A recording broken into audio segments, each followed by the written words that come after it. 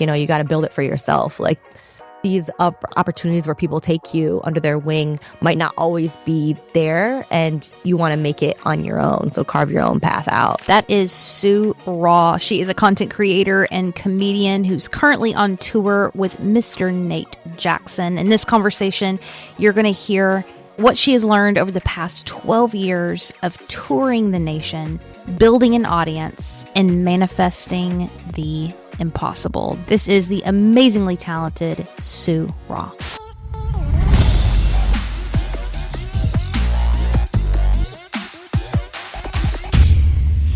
Soo Ra, Soo Ra. Hi. Hi. What does your name mean? I love knowing names. Yeah. Oh, are we starting already? Yeah. Oh, okay. All right. Didn't know if this was just one of those car questions that you... Okay, real life. Car here, Heather here. It's pretty much the same. I'm just like, what do you mean? Yeah, I'm sensing that. It's good. This is just you were born to podcast. Oh, thanks. Yeah, you're great at questions, and I can tell that you have a therapy background. It is showing hard. But yeah, Soo Ra means conch shell is one interpretation. Okay. I have a whole joke about it. I was Googling what my name meant, and Soo Ra, conch shell, like the shell that's like white, light brown with the flare lip that's pink on the inside. Uh-huh. I was like, did I Google conch or cooch? Because both can be eaten. But that's the joke that I tell on stage. And then I also found my adoption papers because I'm adopted. Mm-hmm. And it said Soo means meek and Ra means turbo, which is crazy because it's like meek total opposites. But it describes my personality perfectly. Because like Sue, like, meek, like I can be kind of like in my head sometimes and just kind of want to, I always thought I was an intro or extrovert. But then as I got older, I kind of realized I have more introvert qualities than I thought. Yes. Like I can be very extroverted at certain parties I am on. But then other times I just want to like be on my couch and talk to nobody, And I'm like, I can't wait till this conversation's over in my head, until this interaction is over. So I have the meek personality. And then the Ra is like when I'm, performing on stage at a networking event, like I can turn it on real fast. Yeah. So it's my split, personalities become one. So yeah. It works. I have no idea how they came up with Soo Ra. So I guess I was named by the orphanage agency. Yeah. And I've looked up Soo Ra in Korean, and there's not that many Soo Ras the way I spell it. I spell it with 2 O's space R-A. Mm-hmm. In other Korean Soo Ras, it's So Ra. It's S-O-R-A, one word. Does it have the same 1 O? The meek and the turbo? I don't know. It means something else. Like I think I read that Ra, there's like a God, Ra God, and then I always describe it, how do you pronounce it? Hoorah for Soo Ra, kind of like the wine. It depends who I'm talking to. Old white person, it's like Syrah, the wine, A young black person, it's like Ciroc without the second C, like you gotta, it's a weird name. So you just have to describe it like, okay, how can I make this, you understand it in your terms? But I've also been told that it kind of means like in the Quran, it means like kind of like a psalm in the Bible. Yeah. So I've been told a lot of different things, but yeah. When did you know you were a creative? This is what you wanted to do with your life? Man, I don't know. The first time I got a laugh and I was like, oh, that felt cool. What was that about? Was on stage, that is, because hopefully I've been making people laugh since I was born. But the first time I got a laugh on stage in front of a lot of people was in college. My sorority had this Miss Miami competition. Actually, it was a fraternity that put it on, and I was nominated by my sorority to do it. And everybody took it seriously as like a beauty competition. Like, we had like, the formal wear, the talent portion, the question and answer portion. Everybody took it dead serious. And I went out there in a flamenco dress. My talent was rapping, but it was a terrible, like, goofy rap. I had this big blonde afro. Like, I just made it fun. And I, like, ended up winning because I was just so ridiculous with it. Everybody took it like, oh, I played the piano and I I remember I followed her. I go, man, if I knew we were playing the piano, I would have brought my violin, you know, and just like made it fun. And then I ended up doing also, actually, I think this was a little bit before. That's why I got nominated. So I guess I could say the first time I got a laugh on in front of people was our sorority did this like recruitment, and everybody kind of put on these like plays. Ours was America's Next Top Model, like parody of that. Yeah. And I auditioned for it. And one of the questions was like, we had to repeat the script, like, who am I? And then it said like, I'm a Kappa Delta, you know, and I was like, who am I? Wait, who am I? And then like it got a laugh, and then I ended up getting the role of Tyra.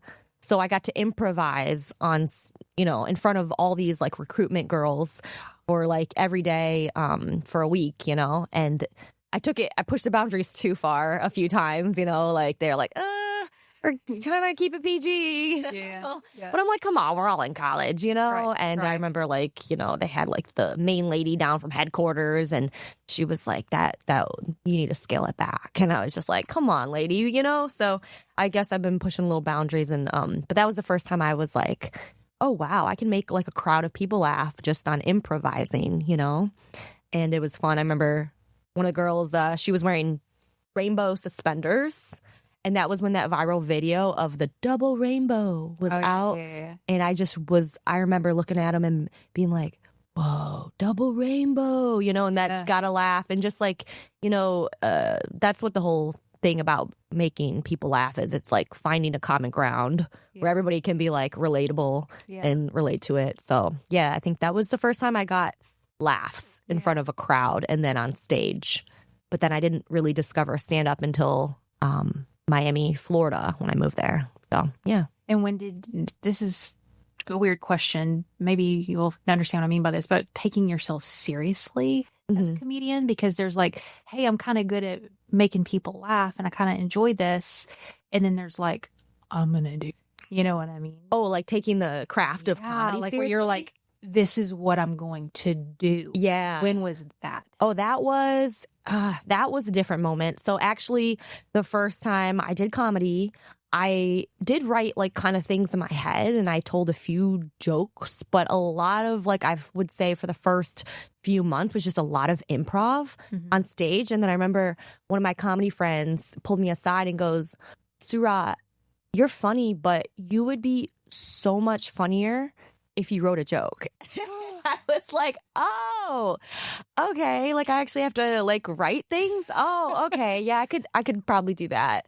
And so I just started like, I guess being like, all right, I can actually maybe do this, you know, like it just felt right. I remember like laying in bed, like I want to do something different, use all the different aspects of my life, like, and you know, how can I utilize that? And I was like, oh, I have an interesting story. I could talk about, you know, I still do it to this day. You know, I talk about being adopted, you know, having missing fingers, you know, like just the things that make me. And then, making that my own, because nobody can take from that because nobody's me. You know, anybody can talk about this plant right here. We might have all different perspectives about it. Yeah. But like what makes you unique? And so I started crafting that into a story, and then getting laughs. I'm like, whoa, maybe I could actually do this. Yeah. Maybe I actually could, you know, maybe I could actually like get paid for this. I remember the first time I ever made money, I think it was just this guy gave me $20 after the show because he just thought I was funny. And I was like, oh, like, you know, this is pretty cool. I should have framed it, you know, like, oh, wow, you know, you actually got paid to do this by some random bar member. But it was the first time I think I like made money from it and was like, okay, all right. And I remember just being so grateful to get $20 to perform at a gig. And I still am grateful for $20, you know, just because, especially because sometimes shows are so small that, you know, the person is producing it out of their own pocket, and you're like, $20, that might not be a lot, but they just paid 5 people $20. That's $100 out of their own pocket. Right. You know, I can respect that. And so I'm still grateful, you know. I mean, if you're having me perform in front of 1,000 people and I'm only getting paid $20, then I'm going to ask some questions. Right. But yeah, right. I think it's good to be even like remain grateful. And that's like part about, you know, staying humble. as a you really great mindset. Oh, You thanks. really well. The you kind of glossed over it, but like you're like, hey, I'm using my story in my act. Like that's a very evolved state to be because it is so vulnerable to share things that because when you put yourself out there online or whatever, it's like, well, I'm gonna hide this part and then show the part that I think people are gonna like. Yeah. And then usually the thing people like is the stuff we kind of put to the side.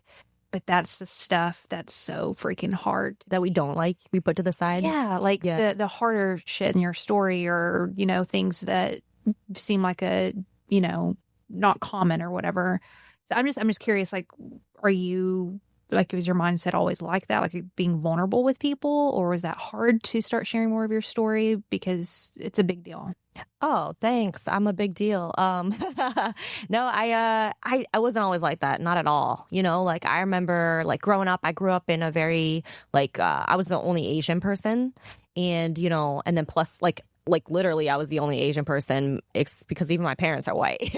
Was it in Florida? No, I grew up in Michigan. I'm a Midwest girl. And then, just always being different. Like you want to blend in as a kid, Right. So I was like, I remember like joking around, but half serious, asking my mom, like, if I wear sunglasses, can people still tell I'm Asian? You were a comedian even as a kid. Well, I mean, I don't know about that. Like I was actually pretty shy. I was like outgoing with my friends. Like I'd always have like that one best friend that I felt like I could be my goofy, silly self. Yeah. And like I remember like with my best friend growing up, we would put on these little plays and we make up these plays and then perform them in front of our parents, And I remember doing that. That was a little bit more like we were like serious, like, oh yeah, we are going to be actresses when we grow up. And then in high school, even I remember like recording videos like fake scary movies, like we would make scary movies like, oh yeah, we're so I remember doing those kind of things like with my friend group and being like close and being able to be open with my like close friend at the time, my best friend at the time. But like, and then when it came to like a wider group setting, I was still kind of reserved. And I remember thinking things like, oh, I could say this, and then I'd overthink it, like, no, don't say that, like what if people don't get it or don't like it. And then I can't really say like when the exact moment was that I started coming into myself, but I might want to say like college study abroad program. For whatever reason, we were in a different country. I just felt like I can kind of be more myself, And with that program, like we had these mock awards at the end, like, most likely to do this, whatever those are called. And we got most likely to make you laugh. Me and my friend Garrett won that. And I was like, oh, okay. Like, I felt like, all right, this is fun to be the person that makes everybody laugh and be goofy. So that was kind of like my first moment, like college, because before that, I was doing all the things that everybody else was doing. Like, let me wear the same things. Let me wear Ugg boots, North Face, and pink leggings. Like, that was like the uniform, It took a while. And then now it's like, no, you want to stand out. And it helps that this industry, like, especially right now, comedy embraces people who are different. Right. Like if you see like a lineup of any showcase that is getting like filmed for television, you're going to notice like it looks like a college brochure. You got one of everything up there, know? So now it's like, all right, let's capitalize on the differences and what makes you unique. And I think that's you'd be surprised. Like you meet more people that way that are part of your like tribe. Like, oh, I also, am adopted. Oh, I also have, I've started to talk about another thing that I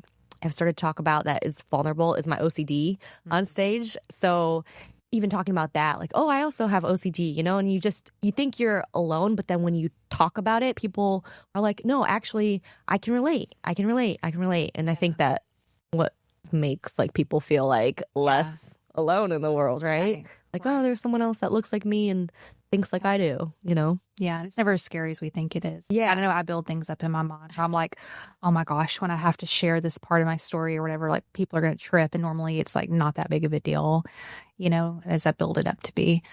You've been doing this 12 years? Yeah, about that. Yeah. What's kept you in the game this long? Man, You know, because it's like you invested so much, you might as well keep going to the top. Like, right? Like, yeah. I mean, there's been times where I've been like, do I still want to do this? You know, like even after like a bad set, you're just like, should I quit? That didn't feel good. You know, that still happens. Oh yeah, all the time, like all the time.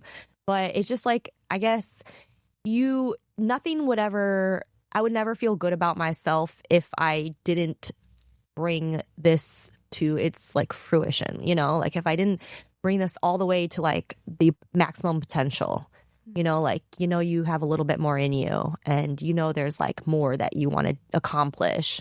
So it's like, why quit now? You know, like, yeah. So I don't really, I guess I can't even describe what it is that keeps me wanting to do it because, you know, if you see some of the things that I still do and I'm like, really? I am still performing in the basement of a bar for 4 people that I just lost a competition that was made up by some guy who is still an open micer, you know, like no disrespect to open micers, but it's just like, why am I placing so much of my self-worth on this tiny little moment that made me feel so bad, That's you so know? incredible. But it's like, that's just 1-2 people that are, you know, right, making these decisions. That's not going to make or break your career. Like, why am I placing so much emphasis on this thing that doesn't matter? That's so you know, relatable, man. So it's like, I don't know, something within you that you just have to find and know that this is like your purpose and wanting to live it out. So, you know, is this the inspirational like part of creative projects, careers? If we took the amount of time that we've done it and put it as a human, how old would that person be? So if you think about a 12-year-old, you know, I have a 12-year-old and she's like tripping all the time about everything. Yeah. I love you, Lucy. But it's just, it's still growing up. And, you know, like this show, I've been doing podcasting for 5 years. I have a 5-year-old. My podcast is 5. Yeah. And so it's thinking about, what does a 5-year-old do? A 5-year-old's still throwing temper tantrums. Yeah. But it feels like a long time, like 12 years, 5 years. But if you think about the development of a human, it's still young and there's still so much more, you know. Oh, I never thought about it like that. Yeah, that's good to think about. It helps me keep that mindset because otherwise I'm like, what am I doing with my life? Yeah. But I think you have to just keep like going for what's, you know, what makes you happy. You know, if it's no longer like giving you purpose or making you happy, you gotta like step back and think like, why not? You know, is it because I'm not getting the accolades that I think I deserve at this point, or is it like, oh, I'm just truly not enjoying this, so I need to step back and find something else that gives me, you know, meaning? But that's simple but hard. Yeah, because what you're saying, like getting back to the love of the craft, and I know for me, like I was just talking to learn more about this. Like I get so technical in my head about like what works, what doesn't, and how to move the needle, that it's like getting back into your body and the experience and actually saying like, I actually do love communicating with people, creating this content or whatever. It sounds easy, but it's actually really, for me, difficult to kind of get back into that space because there's so many of the technical things to think about. Yeah, right. You just gotta have fun with it. I think that's the key part. Like if you're not having fun with it, it's gonna show, and then other people won't. Like, you know, energy attracts energy. So I think like if you're having fun, like people like, you know, if you see a loud, if you're in a bar and a bunch of people cheer, you look over and be like, what's going on over there? You know, and I want to be a part of that. Or, oh, they're playing darts and, you know, they're betting money. Let's go play, you know? But yeah, I think that if you're having fun with it, like if you're having fun on stage, people are going to be like, they want to have fun with you, you know? But if you can tell you're just going through the motions like a robot, like even I can tell. Like I remember the other day I was on stage and I was just tired and like just not in a good headspace, you know? And it was that time of the month that didn't help, you know? And it was just like, I was like, I wanted to cry at everything, you know? I was just so weird, like, that one really hit me.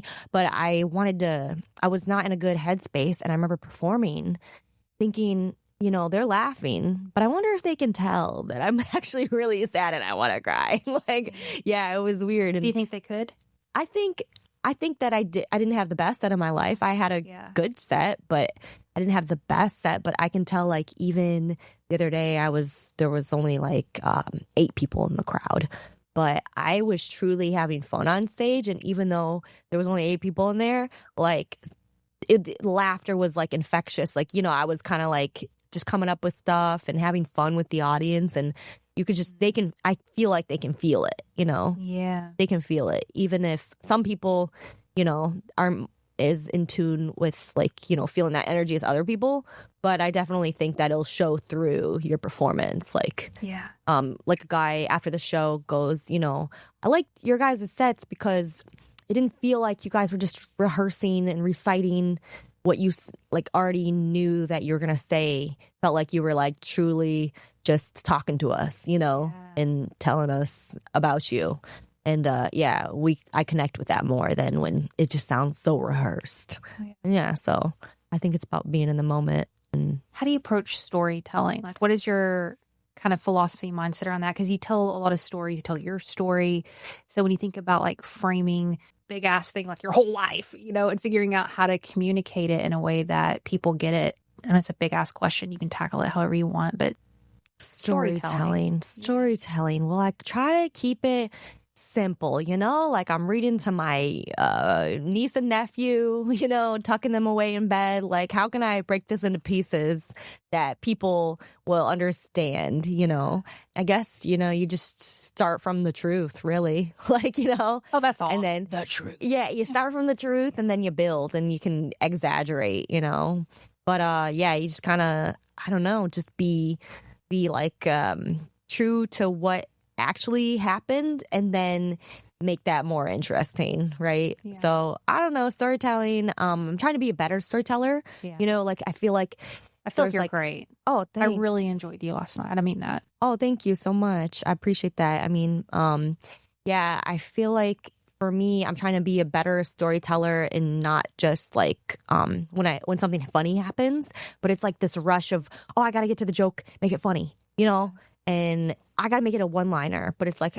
okay, a story is ultimately a bunch of one-liners laced together. Yeah. And it's like, I watch some comedians that are really good storytellers, and it's like, they're patient with getting the laugh. They know it's coming, and it's coming, but I read somewhere that might have been like Dave Chappelle that said it. Like, it's like, you don't always have to be like boom, boom, boom, but you have to be interesting enough that people are engaged, and then the laugh will come. Like, the laugh is coming, but it's about being a little bit more patient, That's right. Tell me if I'm off on this. I feel like hearing that is probably a place of insecurity of like, I need to have like this going somewhere. Because I know I feel that way, like in conversations sometimes where it's like, how are you guiding something without being present in it and letting it kind of guide you, if that makes sense. So what do you think about that piece? Like kind of the insecurity part of it. Do you think that is what it is? Wait, if say that again. I need to make you laugh every beat, every line. Is that coming from a place of like insecurity, or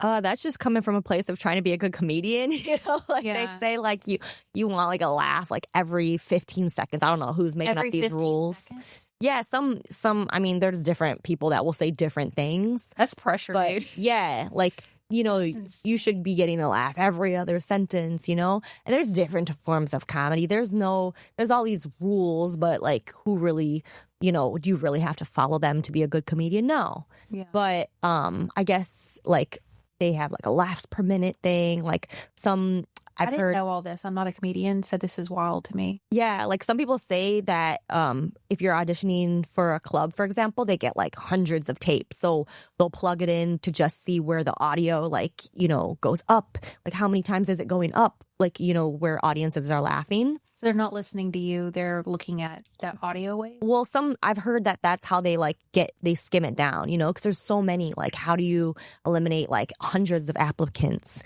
You see, okay, how many times are they getting like big laughs? And so they'll look at just the audio and to then be like, okay, now we'll go listen to them. I don't know if that's true, but I've heard this. It's like hard to let people breathe and let things breathe if that's like the game you're playing.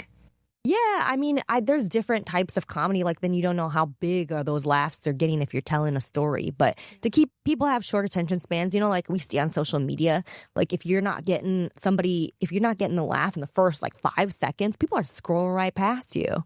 So it's also kind of like that short attention span that you're catering to too, like I kind of start to like, all right, focus.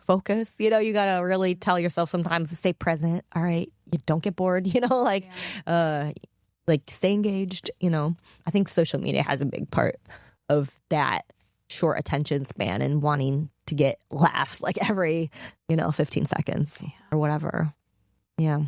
Career side to things. Mm-hmm. What have you learned over the past 12 years as far as like making this sustainable? I know it's a big ass question, but every time I talk to Learn More, he's very big on kind of the networking relationship side and that piece. What's kind of your hill that you die on that you think is really important or what you've learned? You're like, I don't know. I'm still in the process of it, but I think like you have wisdom, man. 12 years that's commitment, I think just build your audience, build your audience. Like yes, people can take you on the road with them, which shout out to everyone that's taken me out on the road as of late, Nate Jackson, Learn More right now. Yeah. But you have to build it for yourself. So, social media is a powerful tool to do that. You can build game has changed. Sketches are hilarious. Oh, thanks. I mean, it's still, I think there's still a long way to go.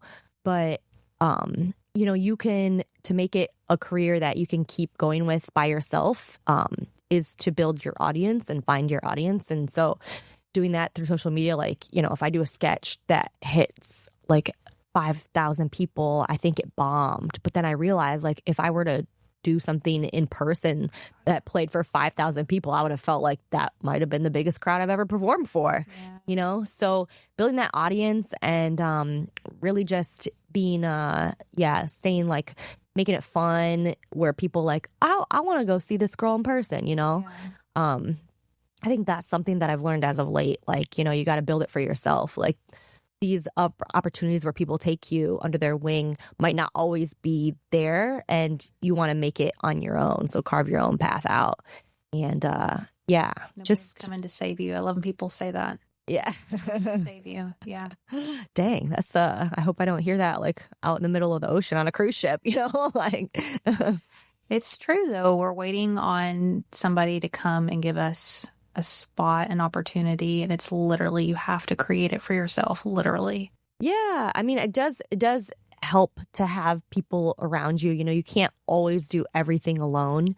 Especially in this industry, like you gotta. It's who like who is half the battle. Yes, talent is good, having your own audience is good, but also just like you can't do this alone, like you're not going to ever make it anywhere if your connections with everybody is just shit, How do you deal with that as an introvert though? You know what I'm saying? Like the kind of the networking side. I don't think I'm a true introvert. I think there's like splits to me. Like I can be an extrovert, Like you or not like you. Yeah. Like oh wait, what? It's like selective introverted. Like I don't like you, so I'm an introvert, and I like you, I'm an extrovert. Yeah, I think I am big on like where do I want to spend my energy. I'm kind of like I only have so much of it, so it's like okay, if I don't know, something's off with this vibe, I'm going to find a way to kind of see myself out of this conversation, but if it's working, like I want to continue it,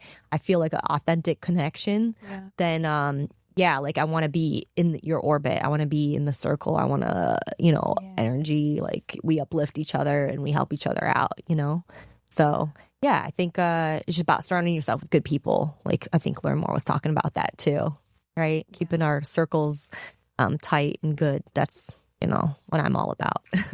What have you learned about short form, the whole kind of sketch piece and making it funny and all that stuff? I mean, I'm a newbie with all of that piece, so anything you say is going to be fascinating, but what have you kind of learned as far as like timing? Because 60 seconds is not a lot. Mm-hmm. You know what I'm saying? So anything you've learned, I'm curious. Well, online 60 seconds is too much, like you gotta get somebody engaged. You think like online and 60 seconds is too much? I think I'm always an advocate for shorter the better online, like maybe you can direct people to like your YouTube if you have a more longer version of what you just shot. But yeah, I like to keep things like 45 seconds or shorter. Really? And I think in the first couple seconds, you gotta get someone when they're scrolling by to be like, wait, what is going on? So I think for me, like on social media, it's like about being different, you know, like showing something like what is happening here? Like I did this thing where I saw this company was they made like a breast milk ice cream. Like you don't see that. Like what is this? Like I want to see what's going on here. And then, you know, getting that hook in the first 5 seconds and, you know, just, okay, like being different, I think, you know, not just doing like a boring, just, you know, actually stand up is kind of hard for me. I haven't quite found like the hook to getting people engaged for my stand-up material. I feel like my sketches and man on the street stuff does better.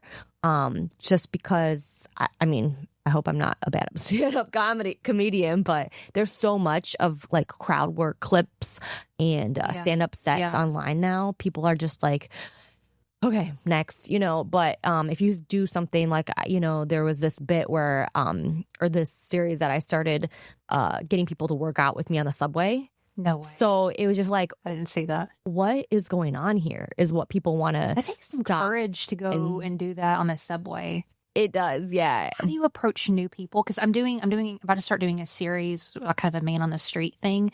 But I literally, like, when I see a stranger coming up to me, I'm like, I don't want to. It's so weird. How do you do it?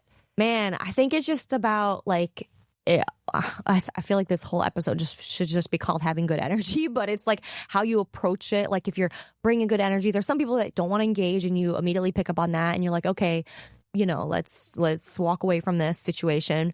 At the end of the day, like people are like here for it. They're like, wow, this is cool. This has just brightened up my commute. Like this is not, you know, if you're coming at it from a good place, you know, people can kind of pick up on that and be like, okay, this is fun. Like, yeah, sure. Why not? You know, YOLO. Like, let's do a pull pull-ups on the train, you know? And people, like, more often than not, are just looking for that, like, bright thing that brightens up their day. They're open to it, you know? And it's like, we're just having fun, you know? We're just having fun and, like, reading people a little bit and being like, all right, this person, I can tell, like, does not want to be bothered. They're looking down, like, let's just move on. Yeah. But coming from just like an engaging place, like a fun, like, yeah, let's just come on, just a little bit more. Let's do it. You know, encouraging, like, look them in the eye, smile. Yeah. You know, I'm not here to hurt anybody.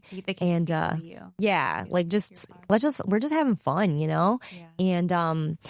And I think also, like, yes, it is very scary to, like, even it makes my heart pump before I'm about to shoot one of those things. Cause like, you know, people are getting slapped and, you know, shoved in public for things that like people just doesn't sit well with them. You know, I like that adrenaline rush that I get before performing in front of a subway car, you know, because it's New York and it's like, oh, wow, this could go any way possible. But I kind of chase it like I'm a safe adrenaline junkie. You know, you're not going to find me bungee jumping. I love that. I'm a safe adrenaline. Yeah, but I like doing things that get me excited and scared and nervous because it gets you out of your comfort zone and it kind of probably releases endorphins, I'm sure, right? For sure. This show, I call it Unconventional Leaders, which is a weird name to call a show for creatives because I don't think a lot of creatives would be like, I'm a leader. But my whole premise is like the stuff that we do with our art and our craft like has impact in this world. I mean, as a big proponent with people who make folks laugh, I mean, it's some of the most important work, I think, right now. We need it. You know, we need to lighten up a little bit, and have fun. But knowing like kind of the context of this audience, creatives, people who want to sharpen their craft and do it with their life. What's something about you, your story, what you've experienced that I wouldn't know to ask you about that you think would be helpful for them to know? Oh, I kind of mentioned the OCD thing, and I kind of want to talk to you about that because your therapy. Yeah, let's get a free therapy session out of this, right? Because therapy is expensive, $175 an hour. I don't have a license anymore, so you don't? I'm like a Walmart version of a therapy. You know what? Perfect. That's about what I can afford anyway. So, yeah.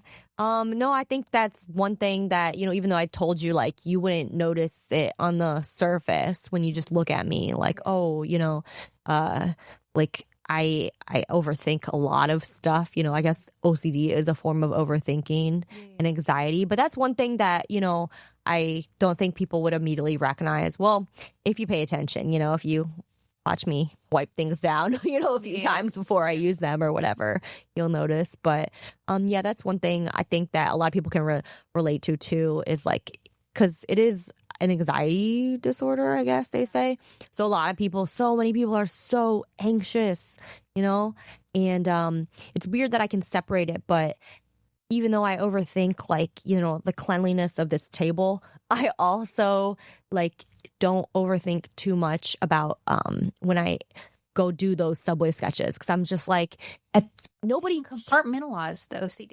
I think so, in a way. Like, I realize that, okay, I can perform in front of these people in the subway because I'm not afraid that, like, nobody cares really. Like, everybody's in their own world.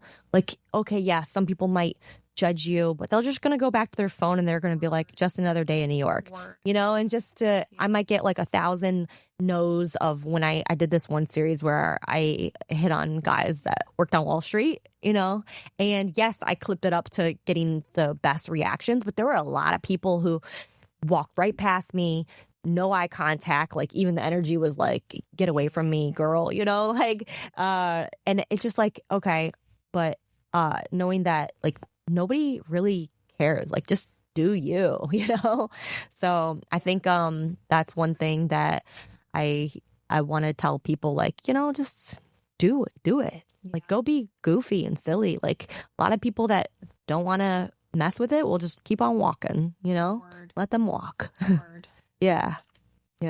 Ari, do you have any, this is a big ass question, but let's go. Do you have any kind of spiritual practices or vibes or any into that? Sometimes I interview people and they're like, no, I don't believe in all that shit. And other times people are like, learn more. It's like, my whole family's into witchcraft. So like, where are you on the spectrum with that? Well, I was raised Catholic.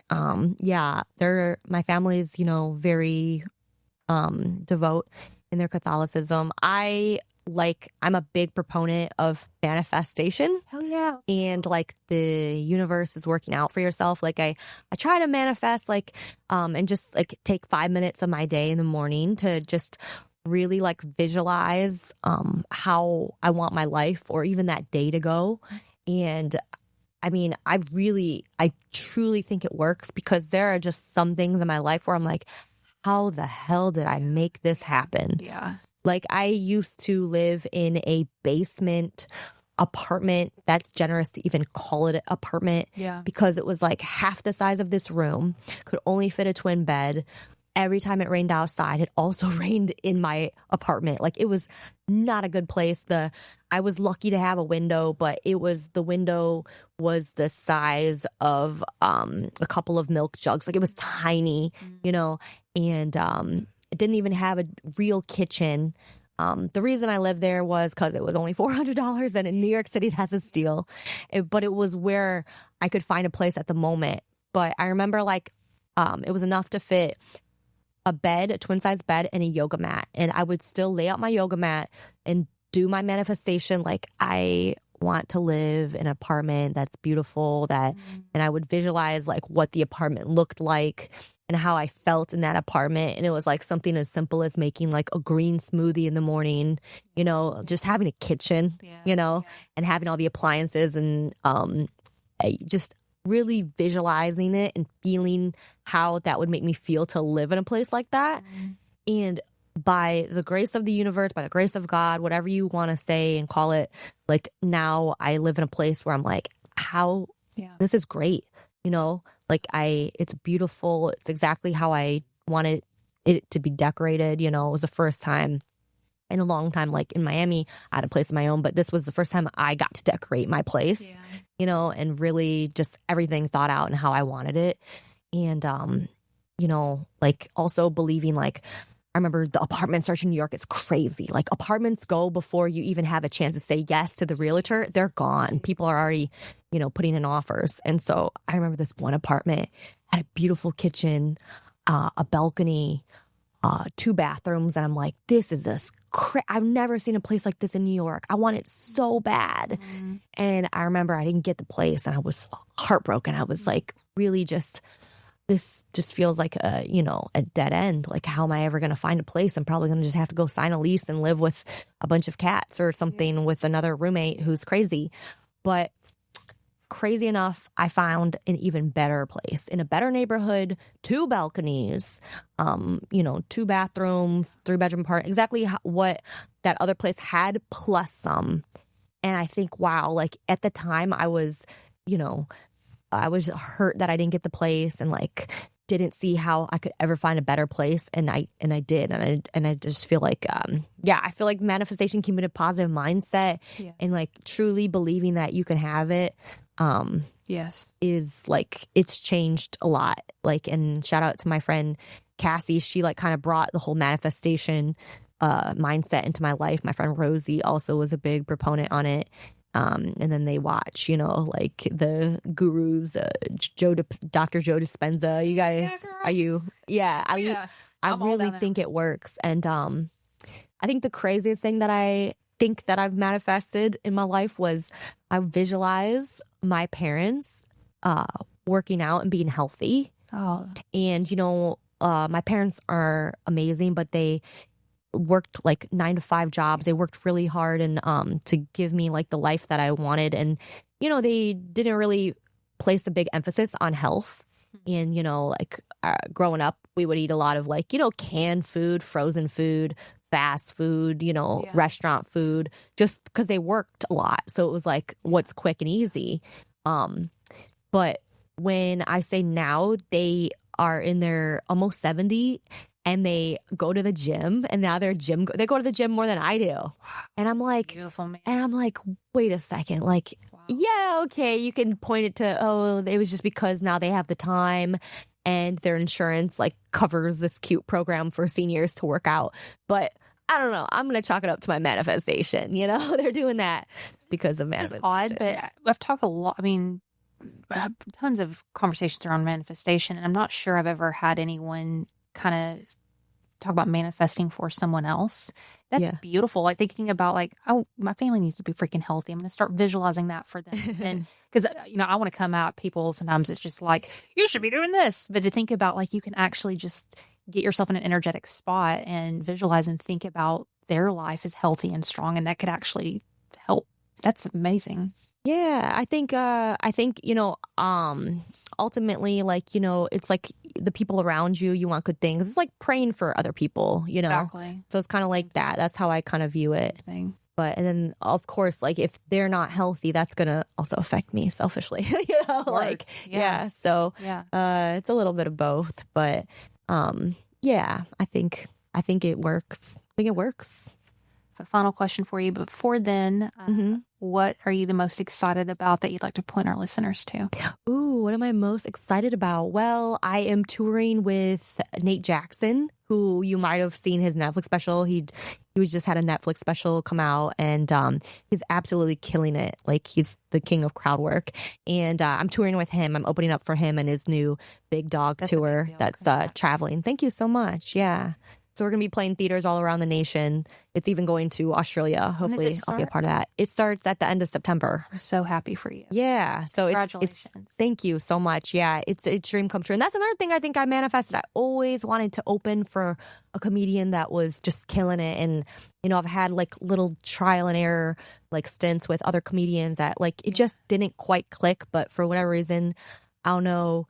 I still sometimes don't know what Nate sees in me, but he's changed my life. And so I'm really excited about that.